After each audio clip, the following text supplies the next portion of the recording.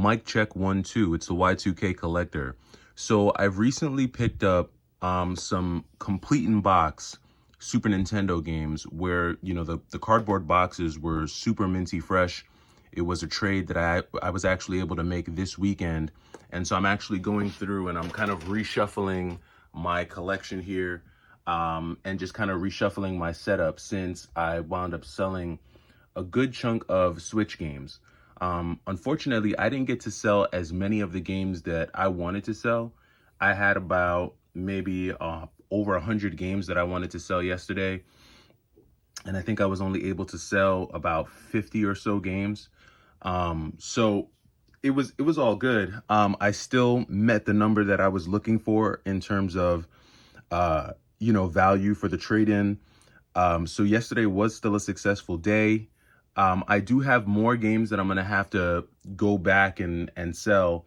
But as far as like the lot that I brought yesterday, I was satisfied with what I walked away with. But as I was here, kind of reorganizing my shelves and everything, it really had me thinking about, the differences between collecting like complete in box SNES versus collecting complete in box Sega Genesis. And there is a huge difference. Price wise and also maintenance wise. And I felt like it was just a cool conversation to have on a Sunday morning, and also get some thoughts from those of you who do collect. If you do collect retro, and by retro I mean specifically like cartridge based consoles like the Super Nintendo, Sega Genesis, NES, Neo Geo, things of that nature. Which do you find easier to collect for? Do you find that it's easier to find and collect complete in box Super Nintendo games, or do you find it's easier to collect and find in good condition Sega Genesis games? And I'm gonna say right off the bat, it's way easier to find Sega Genesis games that are complete in box with their original case, and there's really one main fundamental reason why. The biggest difference with these Sega Genesis cases that folks might not realize is that these are hard plastic clamshell cases, and these are the original cases that Sega Genesis games came in when they were released back in the 90s. And for a lot of these Sega Genesis games, these cases have really withstood the test of time. I don't know what kind of plastic they use, but most of these clamshells look like they were just manufactured yesterday. And when you crack them open, I'm gonna cracking open this Turtles in Time, if you kept the manual good, 9 times out of 10, the manual will stay intact without any damage. And this one has some wear and tear. The cartridge looks pretty good, but even the inside of the clamshell looks pretty good.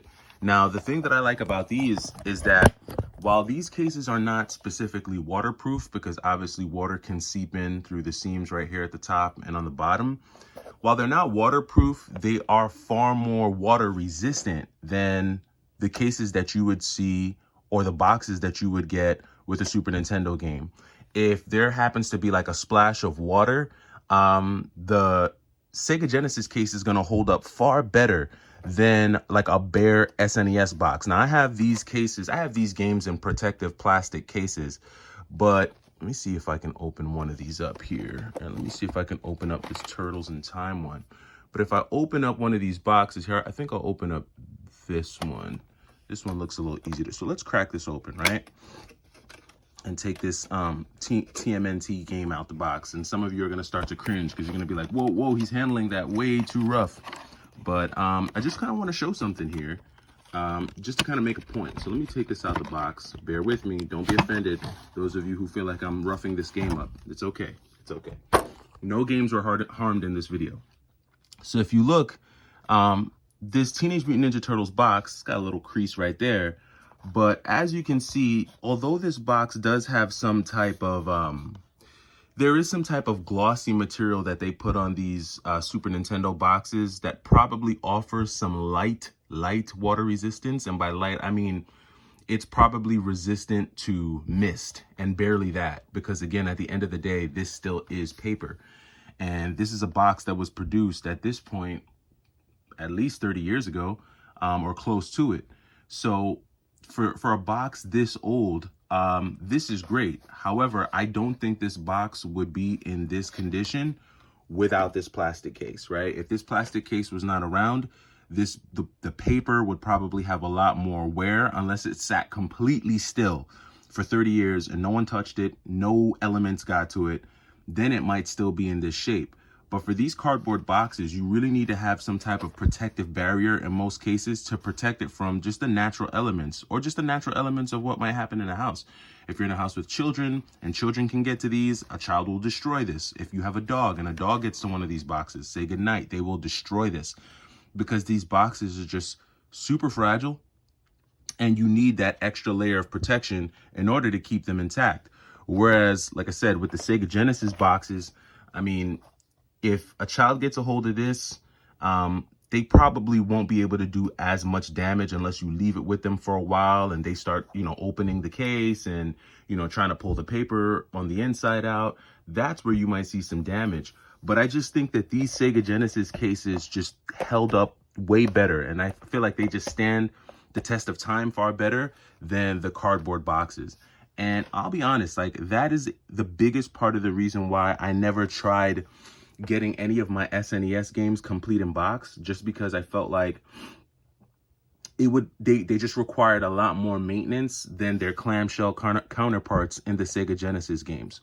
But again, being that I recently picked up some complete in box SNES games and just seeing the condition that some of these games are still in, and again, I don't run into, like in person, I don't run into complete in box SNES games in person like that often. At least not the ones that I want. I mean, it'll be like Pilot Wings or Vegas or some weird, like, complete in box Super Nintendo game that I definitely don't care about. Yeah, you'll find those in mint condition all day. But finding like SNES games that you actually care about in mint condition, that's pretty hard. So that's a big part of the reason why I steered away from it. Another big part of the reason why I steered away from it is because complete in box SNES games, especially when the box is good, cost way more than Sega Genesis games when the box is good, because I think most people kind of expect clamshells to be in decent condition because they're clamshell cases. Whereas with Super Nintendo games, when you get a Super Nintendo game that's in a really good box, you almost have to pay a premium for the box being good, right?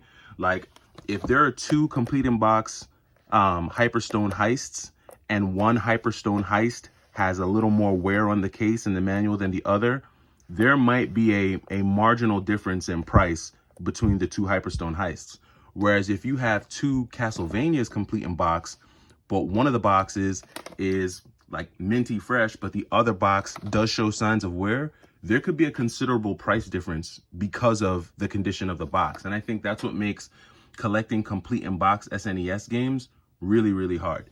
So when I think about trying to go for, complete in box SNES games, still in 2024, it doesn't make a lot of sense for me, just price wise, money wise, and from a practical collecting standpoint, just because it would be far too expensive to try to dive into something like that now in 2024. Now, granted, Super Nintendo game prices are dropping, like they're going down. I mean, I would say a year ago, Demon's Crest complete in box might have been $450, $500. Now you could probably find a complete in box copy of Demon's Crest for $300, $350. Same thing with Turtles in Time. This has dropped down to, I think, where now it's between $225 and $250.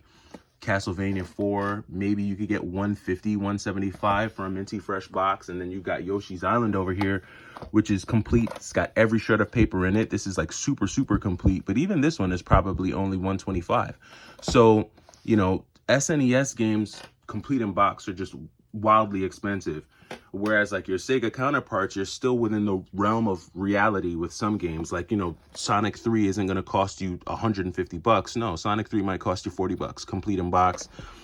Turtles Hyperstone Heist, this one is an expensive one on the Sega, so this might cost you a couple $100. But Rocket Knight Adventures, this is a classic, complete in box, what, $60, $80 for this one. Gunstar Heroes is more on the pricier end. So yeah, maybe $150, $175. But there's more affordable complete in box options on the Sega Genesis than there are on the SNES. But I'm interested to know what the community thinks just because, like I said, as I kind of rebalance my collection and consider where I want to go and how I want to build my collection in terms of retro, I'm really considering, you know, the games that I collect and the condition that I collect them in, because I think I'm going to start trying to, you know, complete some of the SNES games I already have. Instead of buying them complete in box, maybe I can go out and find some cases for some of my some of the titles that I want to box, like Metal Warriors. It'd be great to find a box for that, or Super Metroid. It'd be great to find a box and manual for that. So there are some games that I do want to complete in box, but I don't think I'm going to go for the full set because it just doesn't make sense. But let me know what you think. I thought it was a good topic for conversation, and I'm interested to know what the community thinks. I'm the Y2K Collector. Hopefully you're having a good weekend, and I'll talk to you soon.